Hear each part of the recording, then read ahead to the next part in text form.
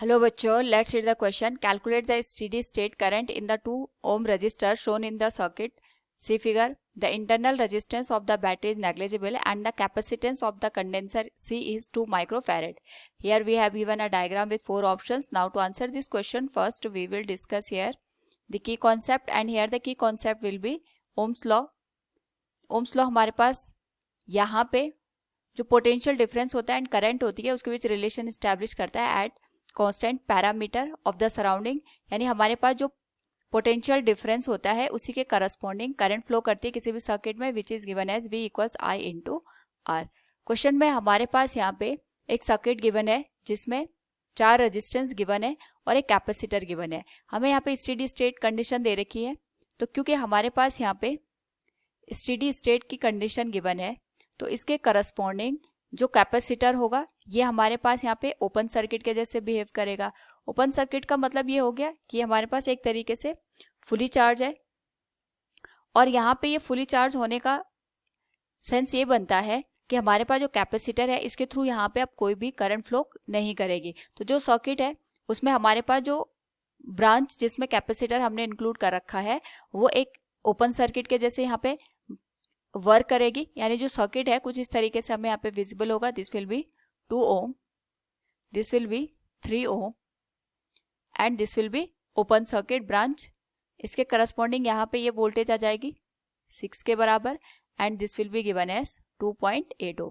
तो पहले इस सर्किट में हम टोटल करंट की वैल्यू कैलकुलेट करेंगे. उसके लिए जो 2 ओम और 3 ओम है ये पैरेलल में कनेक्ट है, सो वी कैन से जो आर इक्विवेलेंट की वैल्यू आ जाएगी that will be given as 2 into 3 divided by 2 plus 3. ये आ जाएगा हमारे पास 6/5 यानी 1.2 ओम के बराबर. नाउ यहाँ पे जो 1.2 ओम है that is in series with the 2.8 ohm resistance, so we can say here R equivalent will be given as 2.8 plus 1.2 will be given as 4 ohm. Now यहाँ पे अगर हम बात करें टोटल करंट की, तो जो टोटल करंट आएगा that will be given as total EMF divided by total resistance. यहाँ पे आर इक्विवेलेंट एज हमारे पास टोटल रेजिस्टेंस आ जाएगा. अगर हम इस सर्किट को रीड्रॉ करें तो ये कुछ इस तरीके से हमें दिखेगा. इट इज गिवन एज 4 ओम और ये आ गए हमारे पास यहाँ पे 6 वोल्ट की बैटरी. तो इसके करस्पॉन्डिंग पूरे सर्किट में जो टोटल करंट फ्लो करेगी उसकी जो वैल्यू होगी it will be given as 6 divided by 4 that is given as 1.5 ampere. Now यहाँ पे अगर हम ऑब्जर्व करें तो हमारे पास जो ये बैटरी है इससे 1.5 एम्पियर की करंट फ्लो करेगी. लेकिन यहाँ पे अगर हम बात करें कि हमें 2 ओम के करस्पॉन्डिंग करंट की वैल्यू निकालनी है, तो जो 2 ओम हमारे पास यहाँ पे रेजिस्टेंस गिवन है, अगर हम यहाँ पे इसके टर्मिनल को नेमिंग दे दें तो जो बैटरी हमारे पास गिवन है उसमें से कुछ रेजिस्टेंस के अक्रॉस यहाँ पे ड्रॉप होगा. उस रेजिस्टेंस के अक्रॉस ड्रॉप होने के बाद हमारे पास जो पोटेंशियल बचेगा that will be known as the terminal potential. क्योंकि यहाँ पे हमने ए बी ये टर्मिनल इनको नाम दे दिए, तो जो भी यहाँ पे टर्मिनल ए बी के अक्रॉस पोटेंशियल होगा वो हमें मिलेगा कि यहाँ पे जो 2.8 ओम का रेजिस्टेंस है, क्योंकि बैटरी के साथ सीरीज में कनेक्ट है, तो यहाँ पे हम ये देखेंगे 2.8 ओम में कितना ड्रॉप हो रहा है. टोटल EMF में से इस ड्रॉप को माइनस करके जो पोटेंशियल बचेगा that will be given as terminal potential. तो टर्मिनल पोटेंशियल VAB की वैल्यू आएगी total EMF V minus I into R के बराबर.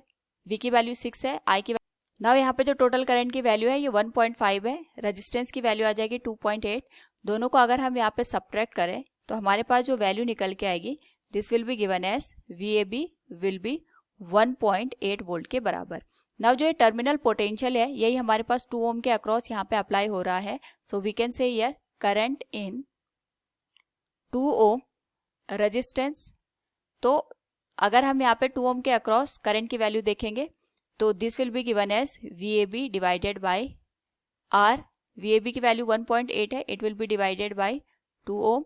तो वैल्यू आ जाएगी हमारे पास 0.9 एम्पियर के बराबर. So from the given question we can say here calculate the steady state current in 2 ohm resistor shown in the figure. It will be 0.9 ampere. Option D will be the right answer. Hope all you understood it. Thank you and best of luck.